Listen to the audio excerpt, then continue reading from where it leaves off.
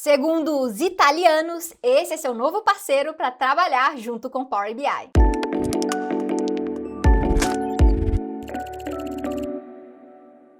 Seja muito bem-vindo a mais um vídeo de Power BI. Meu nome é Karine Lago e vamos dar continuidade ao estudo de ferramentas externas para melhorar e auxiliar a criação de projetos de análise de dados no Power BI. E dessa vez o assunto vai ser uma novidade trazida pelos italianos Marco Russo e Alberto Ferrari do SQL BI.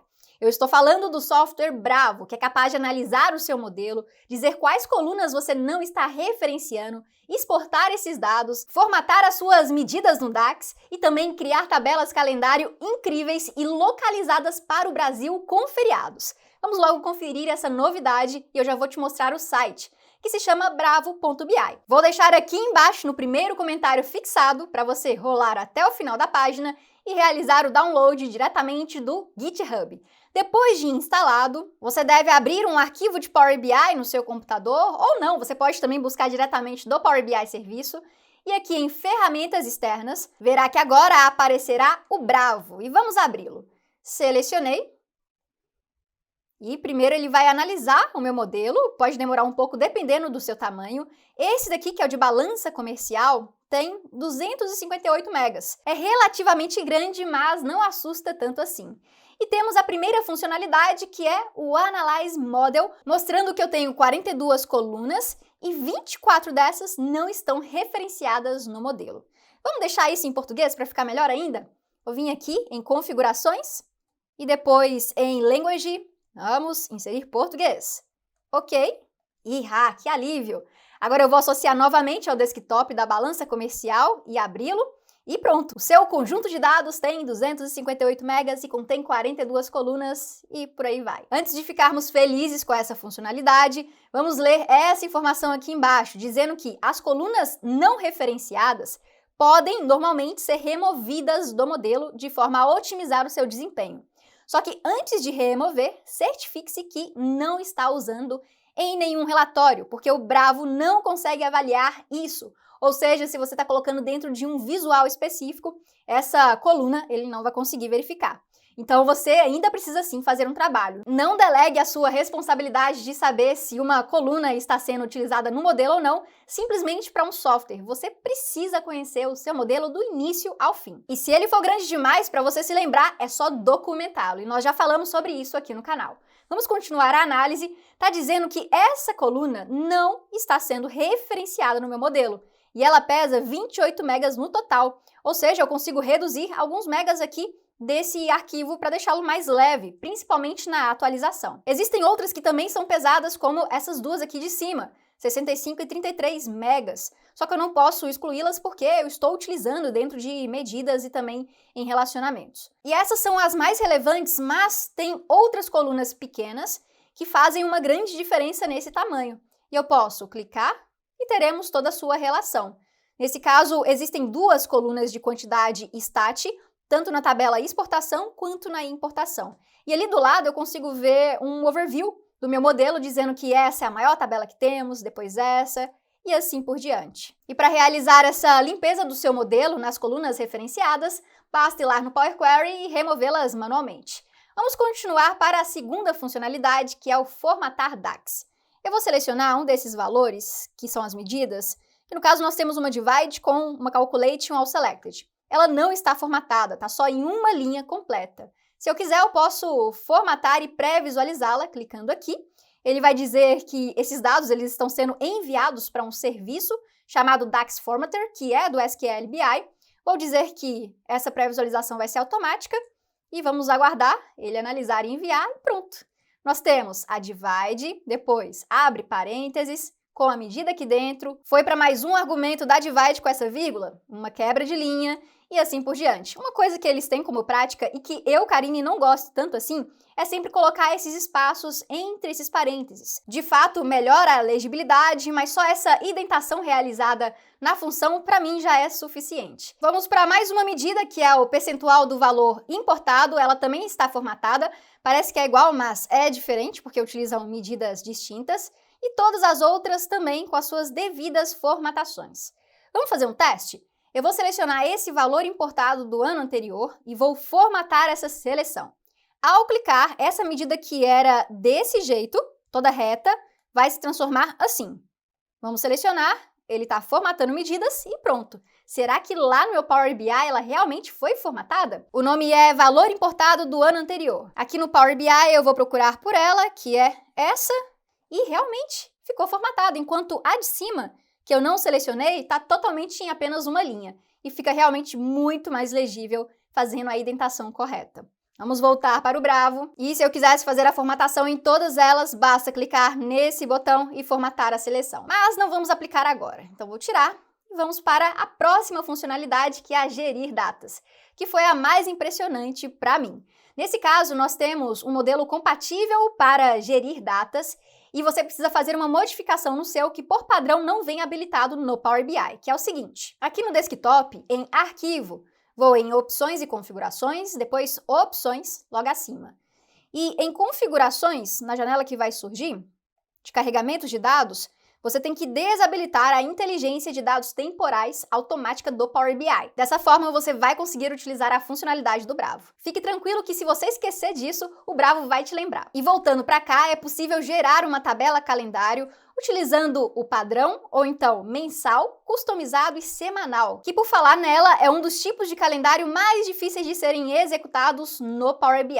E vai ser ele que eu vou escolher. Então, semanal, e teremos um sistema de semanas padronizado, onde todas as semanas do ano terão a mesma quantidade de dias. É isso que um calendário semanal executa. E temos alguns padrões de como serão os meses nesse calendário. Se serão de 4 semanas, mais 4 e outro de 5, ou então 4, 5, 4 e por aí vai. O sistema semanal é aplicado para alguns tipos de negócio, como por exemplo o varejo, que não pode se dar ao luxo de simplesmente começar uma semana com apenas 2 dias e depois analisar uma semana de 7 dias. Aqui embaixo temos todas as colunas que serão criadas e estão em inglês no cabeçalho, mas isso não tem problema.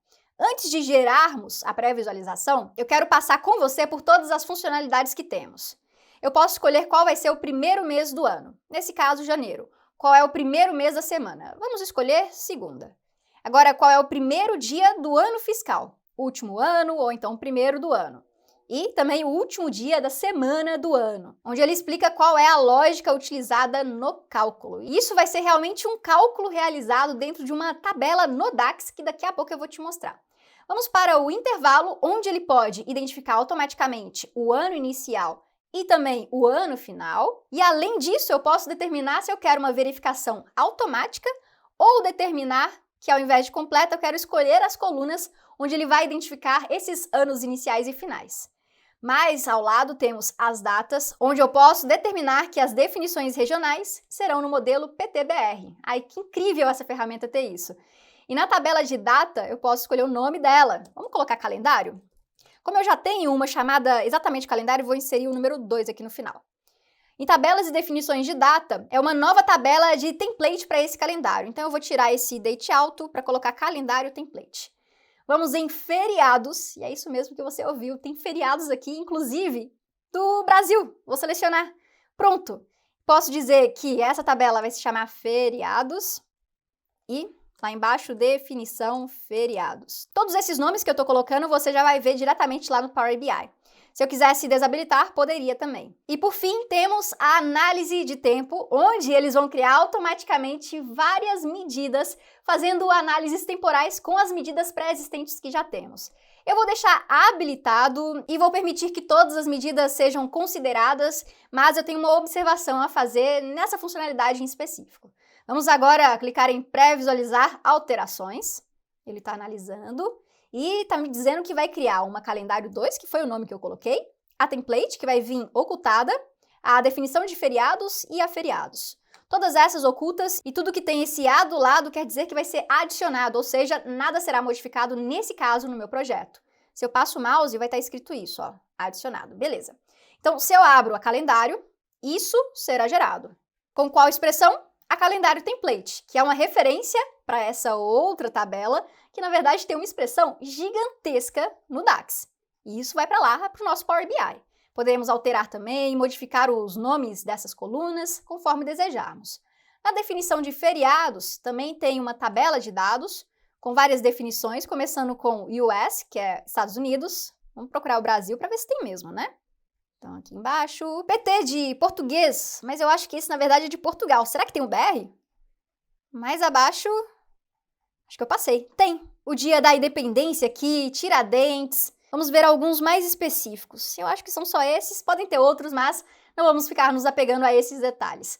Vamos agora nesse feriados, que é onde realmente vai gerar toda essa transformação, considerando a nossa seleção. Agora, eu quero clicar em aplicar alterações, porque eu já estou ansiosa para ver isso funcionando. Vamos lá? Está analisando e atualizando. Foi concluído com sucesso. Vou pressionar em concluído e ir lá para o Power BI. E eu já vejo algo diferente aqui. Essa calendário 2 não existia no meu projeto. Se formos em dados, tem outras ocultas, que são aquelas que eu mostrei para você.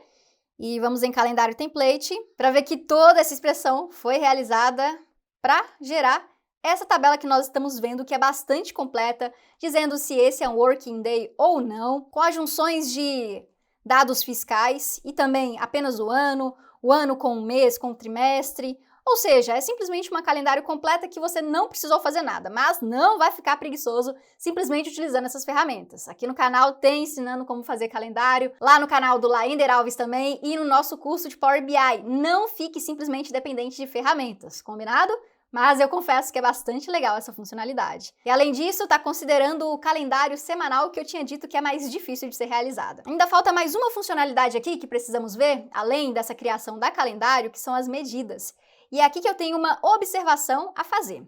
Nós tínhamos essas medidas que eu estou destacando criadas.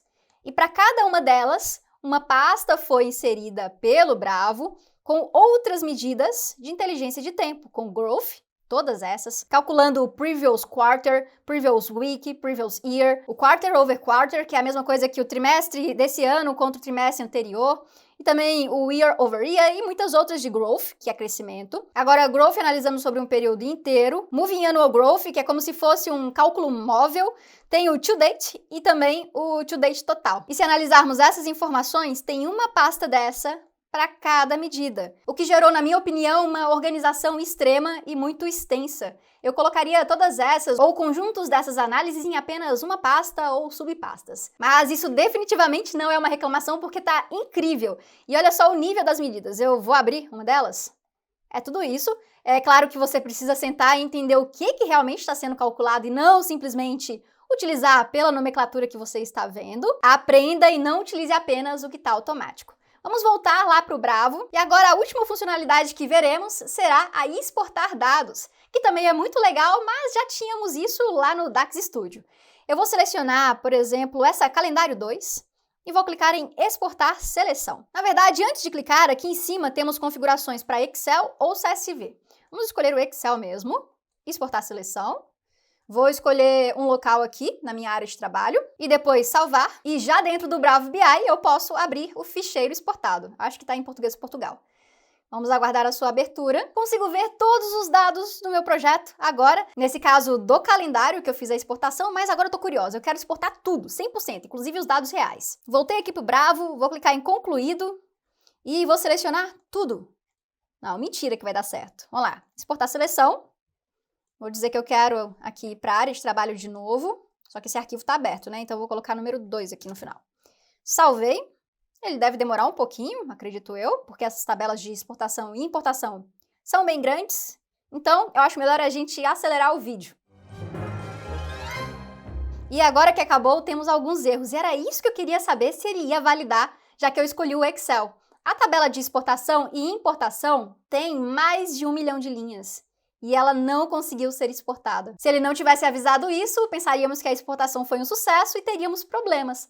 Por isso que é importante, ao invés de simplesmente escolher o Excel nesse caso, eu vou até pressionar concluído aqui, selecionar o CSV, porque aí esse limite não existirá. Mas eu vou deixar para você fazer esse teste na sua base de dados.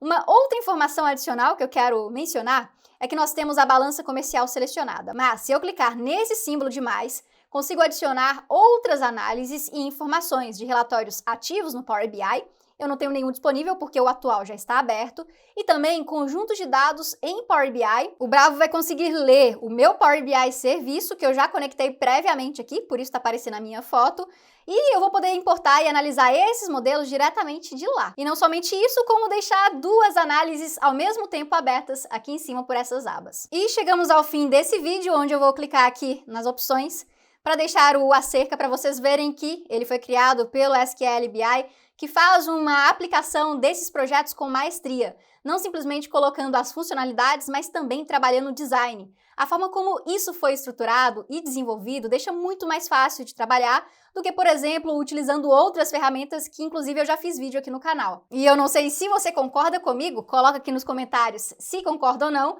O design faz parte também dessa experiência de você conseguir entender o que essas ferramentas estão tentando nos dizer para utilizar cada uma de suas funcionalidades. E eu vou aproveitar esse vídeo para agradecer publicamente aos meus colegas Microsoft MVP, Marco Russo e Alberto Ferrari por desenvolverem o Bravo BI. Muito obrigada e, como sempre, eu vou ficando por aqui. Se você gostou dessa novidade e quer mais vídeos sobre outras funcionalidades, comenta aqui embaixo também. E para não perder publicações aqui, certifique-se que você está inscrito no canal e também ativou o sininho de notificação para sempre saber quando um novo vídeo for publicado. Um grande abraço e até a próxima!